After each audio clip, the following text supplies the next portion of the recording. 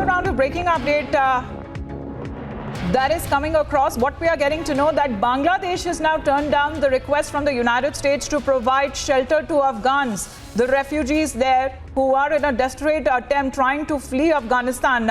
Abhishek, well, that is an issue as far as Bangladesh is concerned, because a request that was made by the United States to open its borders to the refugees there, that has been now turned down.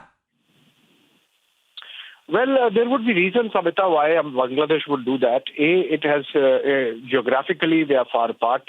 Bangladesh does not share a boundary with Afghanistan in any manner, or not even close proximity. There are cultural difference issues. Also, Bangladesh has its own problem of plenty in terms of population. B, they are, so far as migrants are concerned, or illegal migrants are concerned, they are already having a big issue with the Rohingyas, who have migrated in thousands and hundreds of thousands and are settled in the Cox's Bazar area of Bangladesh, and it's a humanitarian crisis already in their hands. So I think Bangladesh has its hands full. Apart from the fact that there is no cultural proximity, forget about geographical proximity by which they would want to host more refugees. Having said that, I think there is a genuine case of refugee management emerging, so far as those in Afghanistan society who have been part of the government last 2 decades, who could be targeted. Taliban is, as of now, perhaps as a tactical measure, not indulging in reprisal killings for which they were known in the first term. We have seen some out-of-hand actions happening in Kandahar and Herat, but then by and large, the Taliban and their elements, military elements particularly, have been quite restrained. But then this might not remain so after a proper government is in place, and that's why there are apprehensions amongst those who have, helped the global agencies function for the last 2 decades in Afghanistan, in Kabul, in other provinces and districts, towns, even villages. Those who associated themselves with the US, with the UN, with other nations, with India, for example. Now, India has built one development project each in every province, every one of the 34 provinces of Afghanistan, to the tune of about $3 billion, including the Afghan Parliament, the Afghan Supreme Court, the Zaranj Herat Road, the Salma Dam, which is called the Afghan-India Friendship Dam, a cricket stadium on the outskirts of Kabul, another one in Herat. So I think, which also happens to be the culture capital of Afghanistan.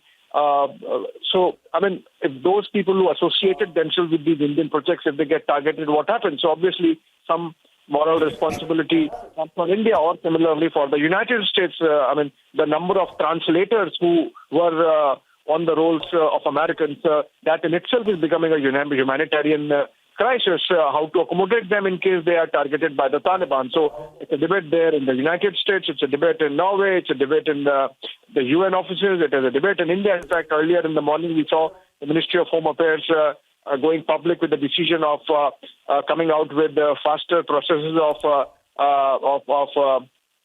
e-visas for the Afghans who want to migrate or get out of Afghanistan on humanitarian grounds. So Bangladesh perhaps is going to be a very small component of the larger refugee management.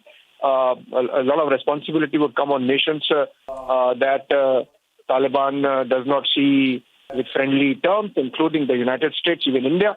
And that is something which all these nations will have to handle.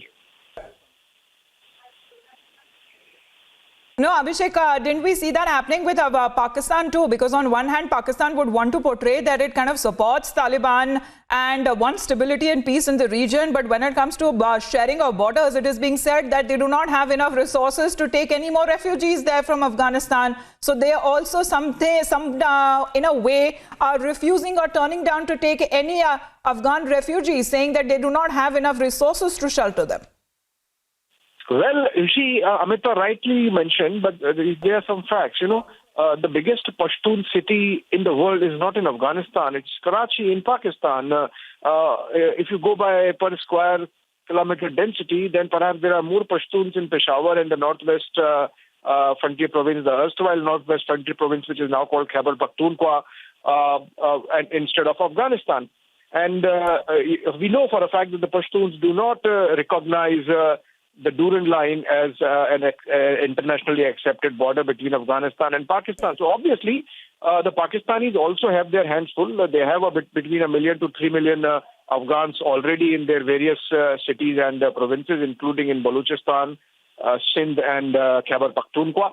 But what is important is that because of the geographical proximity, they might have a little more to handle, and that is why we have seen some of the borders were closed, shut down, because Pakistan thought that they can't handle more. But then it's a crisis of their own making. They have backed, armed, sustained, provided strategic, moral, every kind of guidance to the Taliban. So obviously, if this kind of fallout happens, they have to take the brunt of that. Having said that, other neighbors, including Tajikistan, Uzbekistan, Turkmenistan, all those nations that have border with Afghanistan have concerns about the refugee crisis panning out, and there has to be a global response to that. All right, Abhishek, thanks very much for joining in and giving us a detailed point of view of what really is prevailing in Afghanistan, because there has been a lot of concern that has been growing, especially what happens to the Afghanistani citizens there, because they are in a desperate attempt trying to flee from the war-torn nation, and every mode of transport that they have been trying to get in. We've seen that happening there at the Kabul airport, the crisis that ensues there. But there is also a crisis that also continues for all of the countries that are bordering Afghanistan for now, especially when it comes to the acceptability of the Afghan refugees, whether or not they will be opening their borders for them. But for now, Bangladesh has turned down that request.